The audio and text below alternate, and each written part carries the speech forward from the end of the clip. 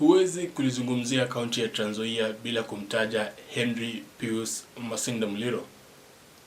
Na ndiposa wenye ndimi za kihenga walisema asiyefahamu historia yake ni kama mti usiokuwa na mzizi.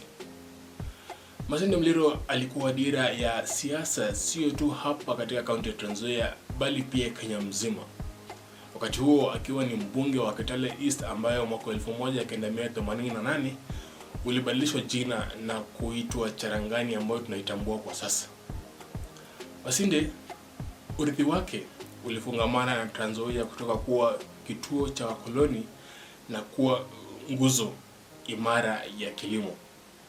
Masinde Muliro aliuwazia Trans Nzoia sio kuwa tu ghala la chakula la Kenya bali pia kuwa kitovu cha uchumi kilichojitegemea na vile vile maendeleo ya viwanda. Itakumbukwa kuwa Masinde aliupigania mfumo wa majimbo ambayo hivi sasa sisi tunaitambua kama ugatuzi. Swali kubwa hapa ni Trans Nzoia hii ya leo imeweza kuishi mawazo aliyowazia Masinde Muliro au la?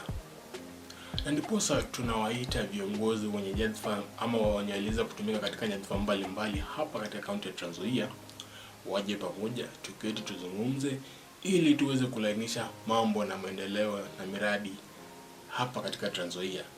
Na vile vile wazee wetu sisi bado tunawaenzi na kuthamini na pia kuheshimu wazee wetu kwa sababu wanapo wazee mambo hayaharibiki. Unajua saa zingine sisi vijana tunapeleka maneno mbio. Hivyo basi tunahitaji wazee kuweza kuelekeza shauku na ari yetu isiyo na mipaka ili tuweze kujenga kaunti bora.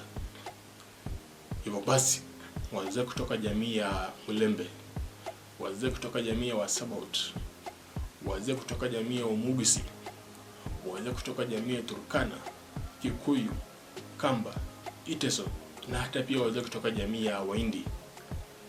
Sote kwa pamoja tunasema wakati umefika tuketi chini ili tuweze kulainisha mambo ya kaunti yetu ya Trans Nzoia. Uelekezi na maarifa ya wazee pamoja na nguvu na mbio ya vijana. Hiyo ndio Trans Nzoia bora.